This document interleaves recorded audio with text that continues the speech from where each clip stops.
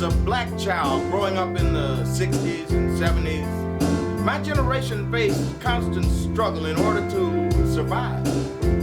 But still, we would strive to better our conditions so that we could thrive in this land of plenty and perhaps achieve a better way of life than the generation before us. We were called colored, Negroes, and oftentimes worse. And we would be the first to get offended when somebody would call us black. But the fact is, black is exactly what we were. Many of us were young, gifted and black, gifted.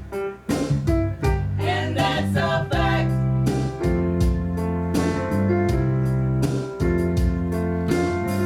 And this uplifted spirits and instilled a pride that spread throughout a country. History insists that this society is evolving as we persist, but our best efforts still aren't solving the dilemmas dreaded by past generations. I remember a movement taking place that would cause a mighty nation to take notice and address the outcries of those oppressed. A group of people shared a single voice, demanding equal rights. Their plight was that of equal recognition.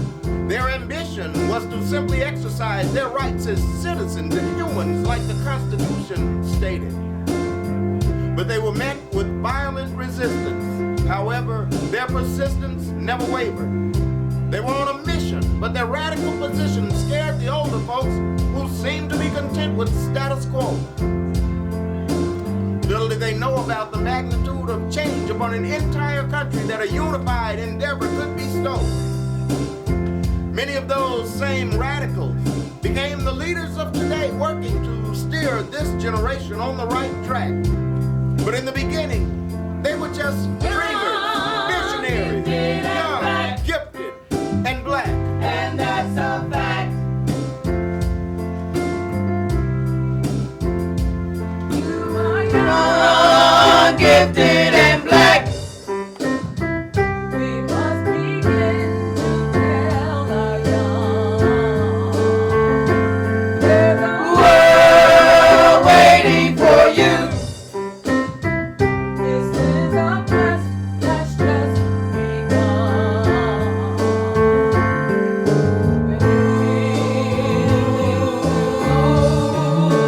There's a great truth you should know. When you are young, gifted and black, your soul's intact.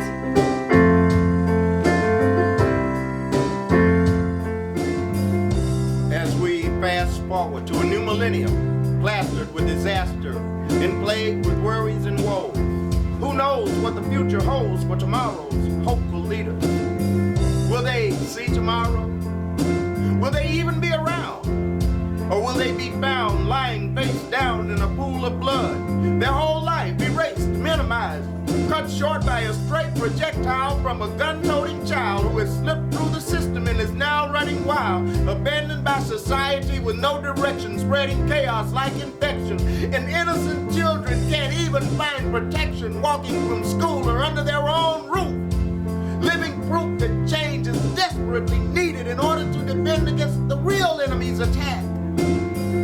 What we need is an attitude overhaul and a spiritual adjustment brought about not by the veterans weary from years of constant struggle, yearning to appreciate their golden days relaxed, but instead this effort must be led by a new generation of dreamers, young, gifted, and black. Your soul's intact.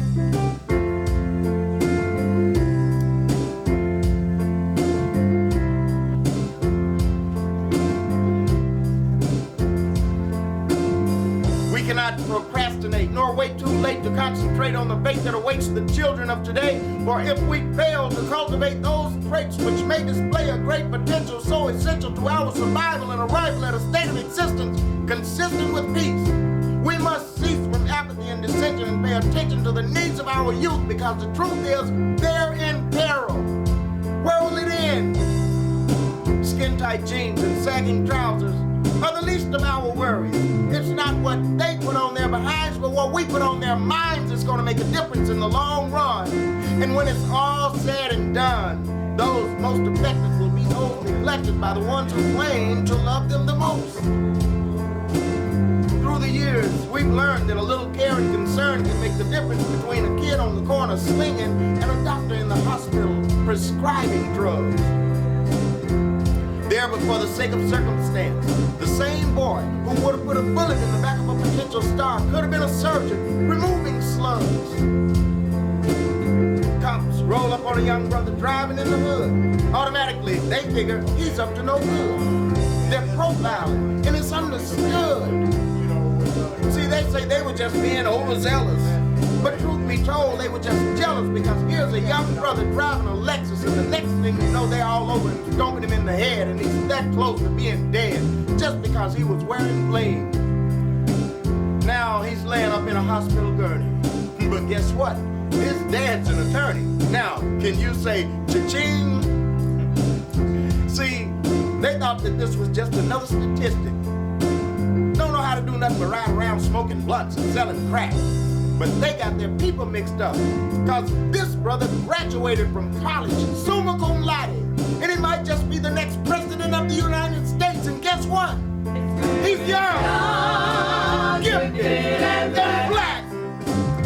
And that's where it's at. That's where it's at. That's where it's at. Here's where it's at. That's where it's at. Here's where it's at.